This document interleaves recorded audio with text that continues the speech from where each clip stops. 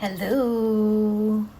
Tikman natin tong ube halaya na binigay ng coworker ko kanina sa clinic. So, nagbakasyon sila ng 2 weeks sa Pilipinas. Sumaten sila ng debut. Tapos yan, binigay niya sa akin to. Hindi ko alam kung paano to tumagal. Pero sa bagay, malamig naman kasi kaya siguro tumagal siya. Ayan, hiniwa-hiwa ko siya ng ganyan. Tikman natin.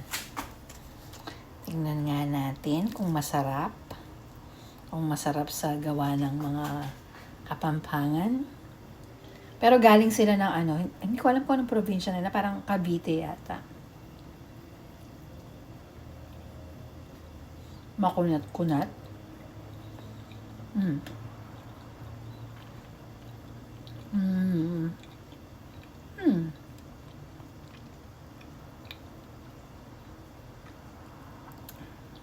Medyo matamis para sa akin. Pero masarap.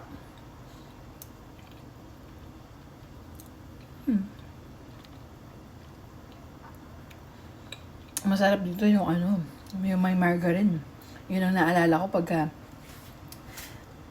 ginagawa ng lola ko nung dati to.